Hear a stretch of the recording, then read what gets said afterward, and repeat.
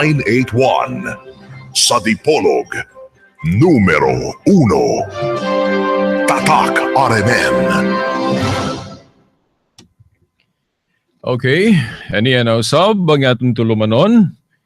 Nga giuluhan ang kahayag sa pagtuong Katoliko. Uban gihapon na ining ubos ninyo nga lagad sa mong tulumanon. Silbert Dondoyano Sr. alias Veritas. Mao gihapon no ang atong mga kauban dinhi sa istasyon. Ang atong mga higala sa technical side, si kasamang Dani Luod, usab si kasamang Tax Ilumba. Usab sa gawas, no? Uban gyapon nato, no? Sa ang atong higala, no? Kasama si Igsoong Rinaldo. Maayong adlaw sa Ginoo kanatong tanan. Okay, ang atong pizza karon, pizza 8 sa bulan sa Hulyo, tuig 2018. Okay, diretso na yun no? Sa atong ihatag ninyo nga mensahe karon, mensahe sa paghatag o mga katinawan nga atong gituhuan, giisip nga kahayag. Kahayag sa pagtuong Katoliko. Unahon na to paghisgot tong atong nadungog sa miaging Domingo sa tulumanon diin kining tulumanon sa atong mga igsuon nga dili Katoliko nga nagbantay sa adlaw nga Sabado kung 7th day of the week, Saturday. Kung ako malimot, human sa misa man siguro to, no? Kay ang misa sa katedral i-hook up man diri sa istasyon, no? Human na ning atong tulumanon 6:15 nga ato'y musunod ba ito nga programa kung wa ko masayop nga tulumanon nga usa ka Adventista pero dili ng SDA, no? Sa akong nahibaw-an, ang originator o prime mover ana nga tinuhuan, former Seventh-day Adventist. Pero nilahi po siya, no? Dili na siya Seventh-day Adventist, pero ang iyang grupo gabantay gihapon og 7th day of the week kung Saturday. Now, buot na to dadon ang pipila ka punto nga iyang gisgutan kay kinahanglan atong kurhian pod ang kuan, no? Ang atong sana baruganan diin na misrepresent lang siguro, no? I hope wala gituyo, no? Kay kinigong mga irgo, mga debate sa tinuhuan o bisan dili tinuhuan na amanggoy mga pamaagi nga diha sa debate nga kanang hugaw. Ang hugaw, mayong kog hugaw kay kung maghisgot galit tag debate, dapat kung unsay baruganan sa pika side, maunay atong tukion o pananglit negative side ta. Focus ta sa pag-negate o pagsupak sa unsay gi-plastar o gipabarog sa affirmative. Now, naamanggoy mga higayon diin maggama-gama ang negative o kana bang maggama-gama og istorya nga mauni ang giwali ko no o gitudlo ko no sa iyang kaatbang o sa affirmative, then maura po iyang gubon nga wala to hisguti o dili to baruganan sa affirmative o kaatbang. Kaya bang gitawag na to straw man argument. No. Now, mo lutaw man guning ingon ana nga mga higayon kung pananglit ang usa ka debater maglisod siya o wala siya makita nga kanang sana argumento ba o wala siya ikasupak o lisod niya tiradahan gubon ang baruganan sa iyang kaatbang. So ang iyang himuon na lang magama-gama siya og kana bang isyu nga kunuhay mao ni gitudlo sa iyang kaatbang unya iya ra po nang gubon. Mo na ganang gitawag na tog the straw man argument. Bantay ta ana kay ako na biktima pug ana niadto. Okay. Taktika na sa mga debate, no? Na dili na maayo. Kay dapat ang atong gub-on nga baruganan kadtong gipabarug sa atong kaatbang og unsay iyang pagtulunan. Dili ta magama-gama og isyu nga dili maoy tinuray nga isyu para lang makapuntos ta. Na may mga inana good nga mga pamaagi sa mga debater. Now, ang akong buot ipasabot, gihisgutan man gud sa maong tulumanon ang baruganan kuno nato mga Dominguista.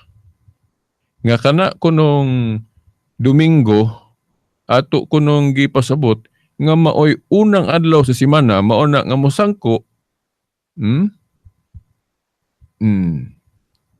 o kana kung Lunes day dili dili Domingo kay kanang Domingo mo gyud ay unang adlaw sa semana no.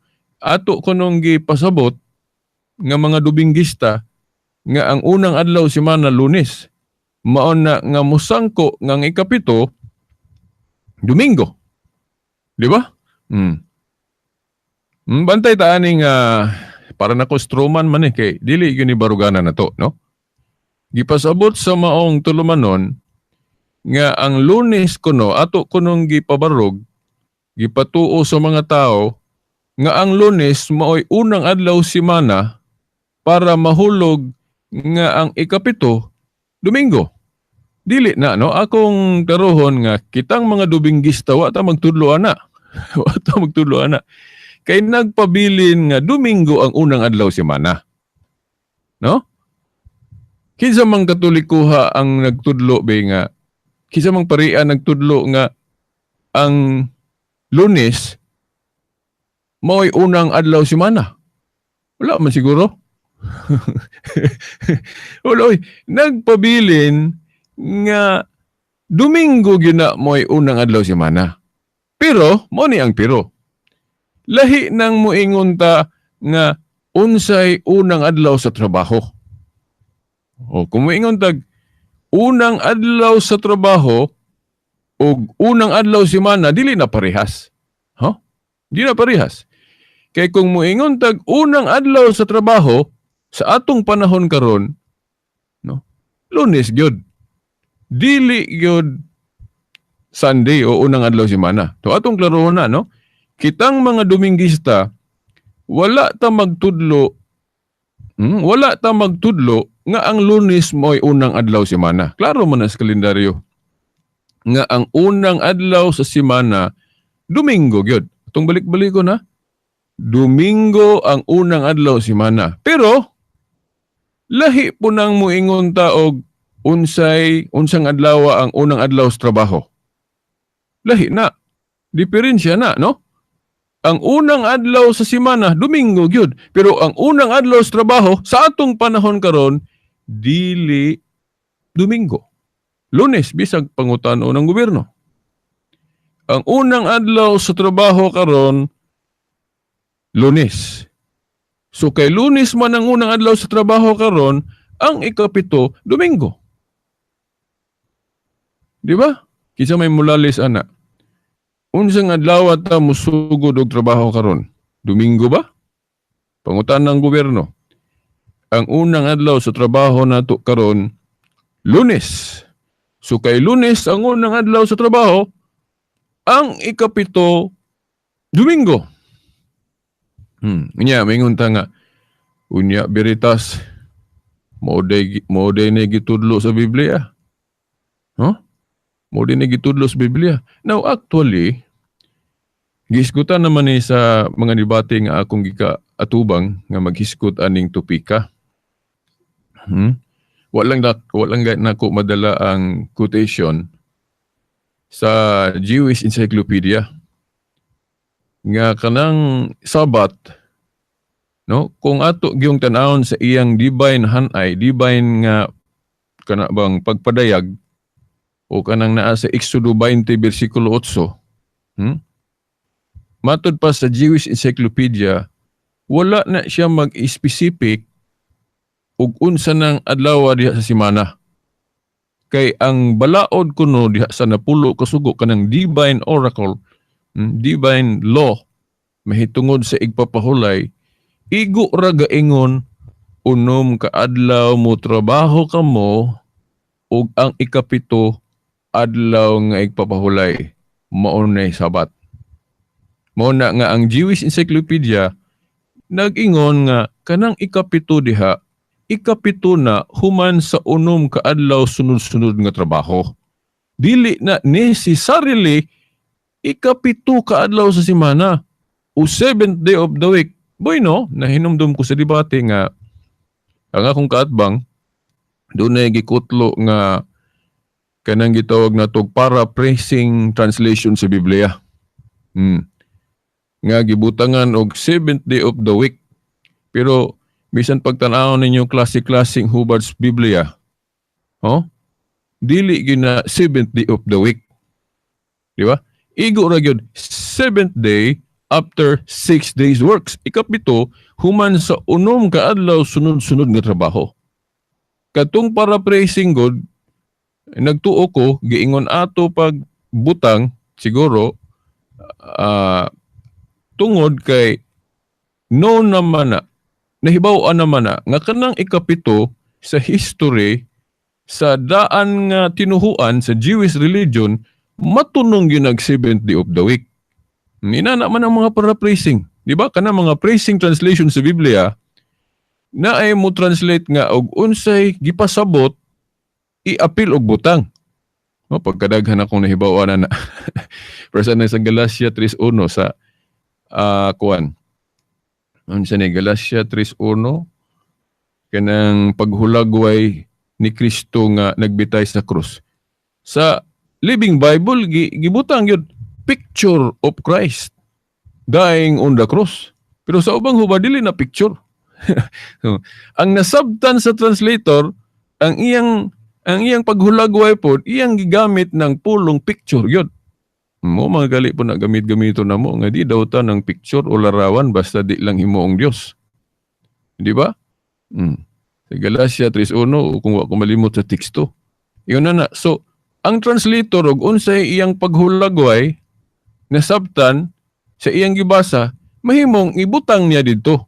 I-insert niya ang pakahulugan mo na kanang gitawag itong paraphrasing. Sa paraphrasing translation diha sa Exodo 28 9, diha dapit, gibutangan og 7th day of the week. Pero sa ubang mga hubad, bisan mo tan-aw ta sa Hebrew manuscript, dili na mahubad yun literally og 7th day of the week. Igo ra gyud na gaingon nga unom ka adlaw trabaho ikapito pahulay. Unya ang Jewish Encyclopedia gaingon nga kanang ikapito diha dili na nagtumbok og unsa nang adlaw semana gyud nga moingon kag Saturday na o 7th day of the week na. Dili. Giingon sa Jewish Encyclopedia nga ikapito na human sa unom ka adlaw sunod-sunod nga trabaho. Lahi man ang moingon tag ikapito ka adlaw sa semana kana specific. Ikapito ka adlaw semana Saturday guna di kita mulalis ana, di ba? Pero kanang moingon tag ikapito ka adlaw human sa unom ka adlaw sunod-sunod nga trabaho, lahi na dili na sa specific. Di ba? Mo nang makaingon ko nga kining mga Adventista kanunay nagsaway natong mga Katoliko ug uban pa nga nagbantay Domingo, kini sila nga nagsaway nato actually kung ayuhon jud natog tuon ang doktrina sa Sabat adlaw igpapahulay, sila may gausob sa doktrina sa adlaw igpapahulay. Kay ang doktrina sa adlaw igpapahulay kung tan-awon jud na litra por litra sa napulo kasugo, dili na specific ng ikapito diha nga 7th day of the week. Now, sa Old Covenant, matunong lang nag 7th day of the week. Kay ang ilang unang adlaw sa trabaho, Domingo man. Domingo man. Unang adlaw, semana man sila musugod og trabaho. Mao na nga ang ikapito nila, di kita mulalis. Saturday, 7th day of the week. Pero ang hanay sa balaod, wala mag-specify. Dili specific. Ang balaod, igor gaingon. Unom ka adlaw trabaho, ikapito pahulay. Pero ang mga pasensya ha, kinahanglan masayran yun kay kinigong pa nagbahin-bahin god, agi man sa mga wrong teachings. Di ba? Manya, di unta na ako ni ang isgutan, kina may maligsan aning argumentuha, no?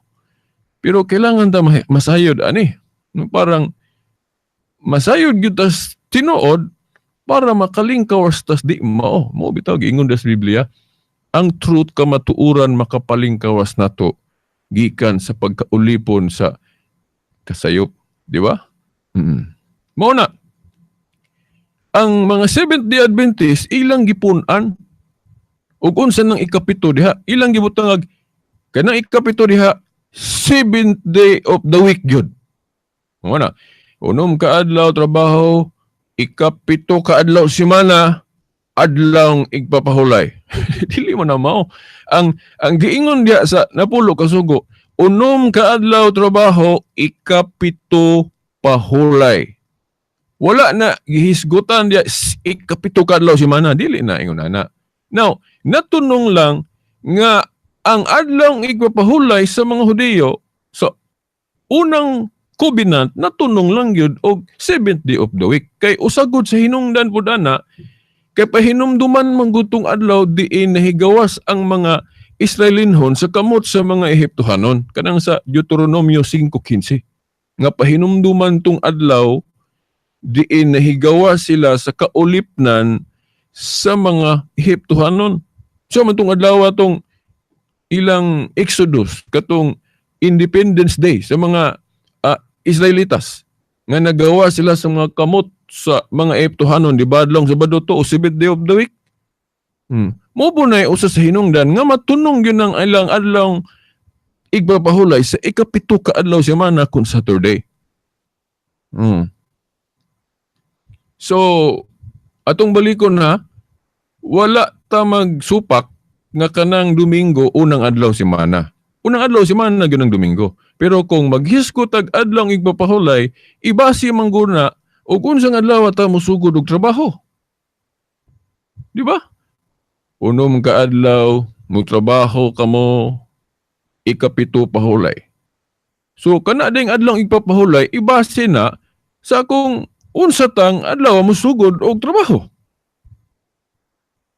O di ba? Dili kay ibasig yun nga, kinahanglan yun ta musugod og trabaho unang adlaw semana, dili. Gidugangan na nato ang balaod na. So, mao na nga kung Katoliko may motudlo, depende po noon kay napoy ubang Katoliko nga specific yun nila, di ba? Pero mga espekulasyon lang na, no? Oh. Pero kung ngayon natugtuon ng Biblia, dili na siya specific. Now, specific in the sense nga ikapito na.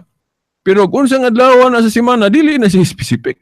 Di ba? Tanawa ra ko ninyo ng mga klase-klaseng hubad sa Biblia, di ba? Wa gyud mag-ingon nga 7th day of the week, gawas atong giandam sa akong kaatbang sa debate nga naagyoy 7th day of the week. Pero para praising translation, dili to nakabase gyud literally sa unsay tuwa dito sa Hebrew manuscript. Di ba? So mao na nga mulutaw nga ako ning balik-balikon ang istana to sa adlaw igpapahulay, mao nga nganong ang adlaw igpapahulay, ingnon ta lang mausob gyud ang pagpatunong tungod kay ceremonial essence of the law ang pagpatunong. Unsang adlaw mosugod og trabaho ug unsang adlaw nga matunong ng ikapito. Ceremonial essence of the law na. Mao bitaw nga giapil na ni San Pablo paghisgot sa mga landong nga mga pagbansay. Mayon tag landong, nainumdum ko sa programa pud sa PBCM ay kay sila mo discuss anang unsa nang landong. Nalipay ko, although dili to sila Katoliko, pero nalipay ko kay eksakto gyud kayo ilang teaching about landong. Unsa nang shadow. Shadow gali di pahingpit. So kay dili pahingpit, gipaabot ang hingpit katumanan. So kanang 7th day of the week nga igpapahulay, shadow man na, so dili pa na mao. Dunay gipaabot nga kanang gitawag na to fulfillment of the Sabbath. Fulfillment, katumanan. Mao nang giingon sa Katekism, basa mo Katekism. CCC 2174 o 2175, diha dapit. Di ba giingon dia, Sunday is the fulfillment of the Sabbath. Katumanan sa adlaw igpapahulay. Mutunong manggihapon na dias balaod. Kay sa paragraph o number 166 sa Katekism giingon man gipasabot man po diha nga ang Domingo o Lord's Day adlaw sa pagkabanhaw, seventh day po. O nang gisabot na to bag-ong seventh day. Kay ang karaang seventh day of the week man. So kung moingon ta nga ang seventh day karon, kung sugod og Lunes, Domingo na, so new seventh day ang Sunday. So ang unang adlaw semana maoy nahimong ikapito nato karon. Akong balikon ha. Ang Domingo nagpabilin nga unang adlaw semana. Ang ilang unang adlaw sa trabaho pod sa daang kasabutan, unang adlaw semana pod. Mo na ikapito nila Sabado gyud. Pero kung mangutana ta unsa may unang adlaw sa trabaho karon? Domingo pa ba? Dili, Lunes. So Lunes, so ang bag-ong seventh day na to, kanang gipasabot sa Catechism 1166, Lord's Day na adlaw sa pagkabanhaw. No, di ba? So kung ibase na to sa Lunes ang sugod nga trabaho, ang tinuod nga seventh day sa atong panahon karon, Katoliko o kining mga Dominguista uban ron nga dili Katoliko. Di ba? Kay kanang Sabado, ikaw unom pa man na. Ikaw unom pa na kung sugod ng trabaho sa Lunes. So kulang, wala makatakdo ang mga Seventh-day Adventist kung sugod tag Lunes. Di ba? Di ba? Sugod tag Lunes, di ba ikapito na to, kuan? Domingo. So kung i-appeal na to usas sa ilhanan sa tinuod ng katawhan sa New Covenant, seventh day, Katoliko mo'y nakatunong. Kaya ang bag-ong seventh day, dili naman tong seventh day of the week. Ang unang adlaw semana naman. Sugod tag Lunes. Di ba? Landong manggudtong karaan. So gipaabot ang hingpit. Daghan man mga example ana mga igsuon sa bagong kasabutan dunay katumanan nga lahi sa daan. Tagaan mo na kog example. Katong ilang tuli. Ang tuli sa bagong kasabutan ang katumanan bunyag. Katong larawan sa bitin nga giisa ni Moses sa daang kasabutan ang katumanan si Jesus Christ katong giisa siya sa krus. Unya ang handumanan pod kanang atong mga krusipiko. Di ba? Unya kadtong daang arka sa kasabutan nga katong gisudlan sa napapan nga bato katong Old Ark of the Covenant, ang katumanan ana sa bagong kasabutan si Mary, siya ang New Ark of the Covenant. Kaya siya man ang gisudlan sa pulong nga personal nga si Jesus Christ. Di ba? Mao na nga kung maghisgot po tag adlaw igpapahulay kay landong man tong karaan nga seventh day of the week, ang katumanan ana gipaabot gipasabot man na sa Hebrehanon 4:8, lain ang adlaw sa pahulay. Awa na gay panahon nga i-discuss pa nag-ayo kana nang gihisgutan ni San Juan sa pinadayag 1 Lord's Day adlaw sa pagkabanhaw.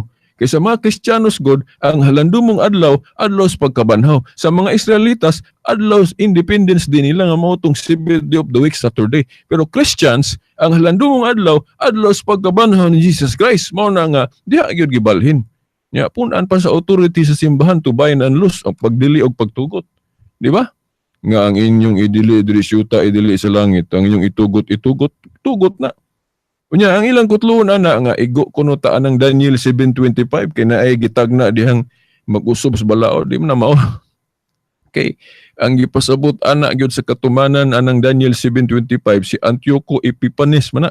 Antioch Epiphanes. Ang balaod mismo na sa mga Hudiyo pay gitumbok diha nga gipasipalahan ni Antioco Epiphanes. Jewish religion pa na. Dili pa na Christianity, dili kay two kinds of law. Christian law o Jewish law, di na parehas. No? Ang Jewish law gipasipalahan, dunay gipang-usab si Antiochus Epiphanes. Munang siya may niiguan ng Daniel 7:25. Pero kanang Christian law under sa balaod ni Kristo, lahi na. Dili na may gitumbok diha kay sa balaod ni Kristo doon na gyud mga kausaban, no, di ba? Wa na magay sa magtudlo nga dili pa gihapon ni pakaon ng dugo og kanang baboy. Di ba? Wa na koy panahon nga i-discuss pa nag-ayo. So wa naman diigong panahon. So atangion niya basig magka-appeal ta sa sangka no alauna og sa grupo pod sa Catholic Faith Defenders alas 8 gabi sa tulumanon sa grupo.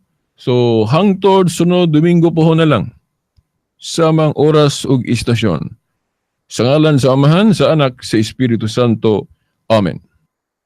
DXPR Tatak RMN. Hindi pwede. Ano man ang napili mong gawin, hindi pwedeng gusto lang. Dapat ang kinig. Dapat seryosohin. Ginusto mo, galingan mo. Itodo mo.